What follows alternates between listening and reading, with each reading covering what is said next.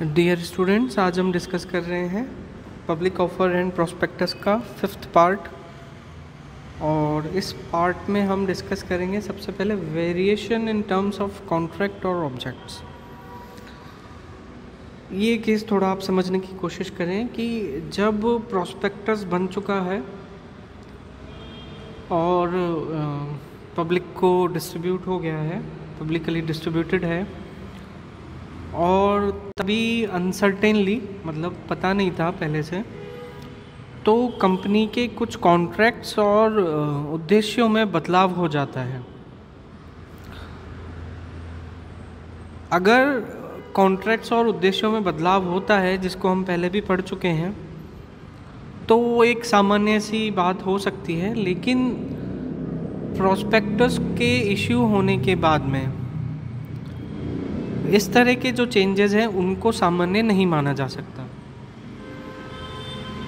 क्योंकि हो सकता है कई बार कि कंपनी किस प्रकार के उद्देश्य रख ले जो हिडन हो, या हिडन बिजनेस के बारे में कुछ चीज़ें हों।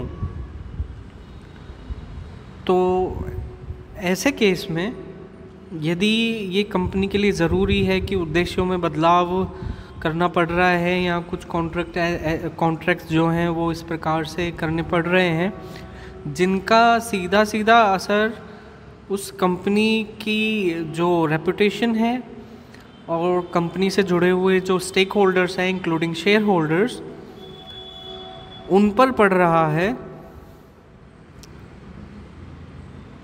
तो फिर इस चीज़ को एक्स्ट्राऑर्डिनरी माना जाएगा। और क्योंकि ये इशू एक्स्ट्राऑर्डिनरी है,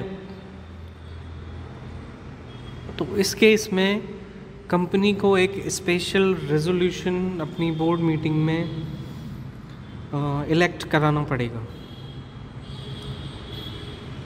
स्पेशल रेजोल्यूशन का प्रावधान इसलिए भी है क्योंकि प्रोस्पेक्टस पहुंच चुका है पब्लिक के बीच में, और पब्लिक को इस बारे में नॉर्मली नहीं पता होता है कि जब प्रोस्पेक्टस इशू हो चुका है तो बाद में जो कंपनी है वो किस प्रकार के बदलाव कर रही है।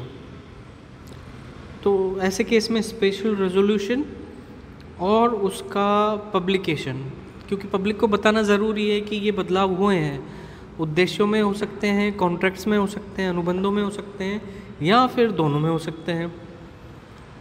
तो स्पेशल रेजोल्यूशन जिसमें कि बताया हुआ हो कि क्या कारण रहे हैं और उन कारणों से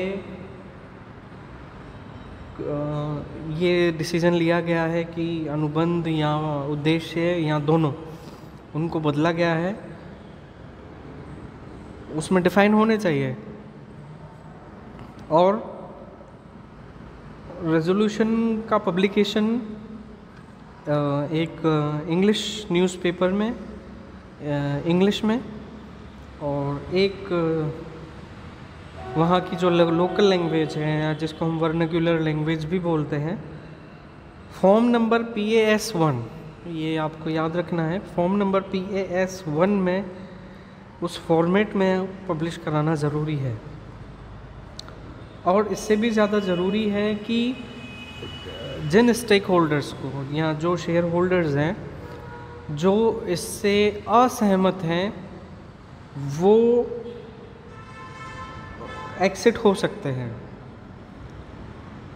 तो ये जो काम है, जो एग्जिस्टिंग शेयर होल्डर्स हैं, उनको जब पता लगेगा कि उद्देश्यों में इस प्रकार के बदलाव हुए हैं और अनुबंधों में भी बदलाव हैं, तो वो यदि सहमत नहीं होते हैं तो उनको एक अपॉर्चुनिटी देनी है कि वो एक्सिट होना चाहें कंपनी से, तो वो अपने अंशों को बेचकर एक्सिट हो सकते हैं।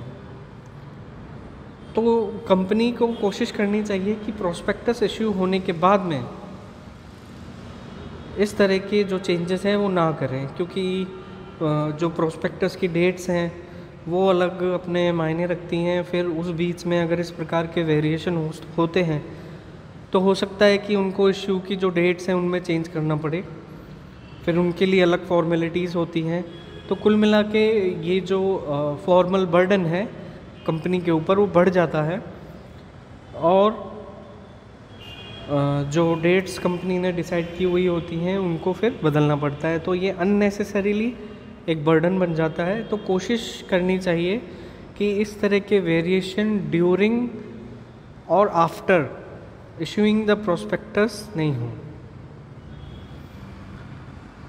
नेक्स्ट आता है अब्रिज्ड प्रोस्पेक्टस। अब्रिज्ड का मतलब होता है संक्षिप्त, यहाँ संग्रहित।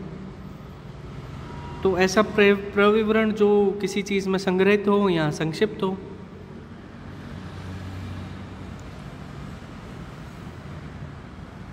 एब्रिज प्रोस्पेक्टस का मतलब यहाँ पर ये है कि आपका जो मेमोरेंडम ऑफ एसोसिएशन है उसी में प्रोस्पेक्टस के अवयव मौजूद हैं, और वो जो अवयव या जो कंटेंट्स हैं वो इस प्रकार से मौजूद हैं जैसा कि सेबी ने बताया है, क्योंकि यहाँ पर कंपनीज एक्ट तो काम करेगा ही, साथ में सेबी की जो रूल्स रेगुलेशन और गाइडलाइंस है वो भी काम करेगी।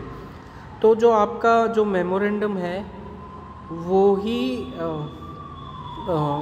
एक तरह से प्रोस्पेक्टस का काम करता है, और प्रोस्पेक्टस का क्योंकि काम करता है तो यहाँ पर हम अलग से प्रोस्पेक्टस तो बना नहीं रहे हैं, तो हमने उस मेमोरेंडम के उस पर्टिकुलर पार्ट को, उस हिस्से को हमने अलग नाम दे दिया, उसका नाम दिया गया है अब्रिज्ड प्रोस्पेक्टस। अब ये जो अब्रिज्ड प्रोस्पेक्टस है उसमें जो शेयर खरीदने और बेचने की जो फॉर्मेलिटीज़ हैं वो इसकी कॉपी के साथ ही होंगी। तो यदि कोई शेयर होल्डर है उसको ज़रूरत है तो वो रिक्वेस्ट करके इसकी एक कॉपी ले सकता है।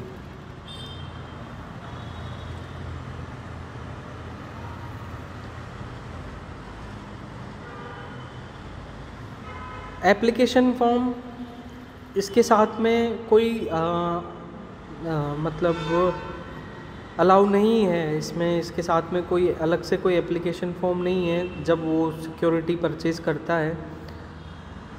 लेकिन उसको जब भी वो सिक्योरिटी परचेज़ करे तो इसकी एक कॉपी लगाना अनिवार्य है। और यदि इसके केस में अगर कोई डिफ़ॉल्टिंग होता है, कोई डिफ़ॉल्टर होता है, तो 50,000 रुपये का ईच डिफ़ॉल्ट के हिसाब से उसको पेनल्टी देनी होती है। तो आज हम इतना ही डिस्कस कर रहे हैं। नेक्स्ट पार्ट में हम डीम्ड और शेल्फ प्रोस्पेक्टस की बात करेंगे। Thank you.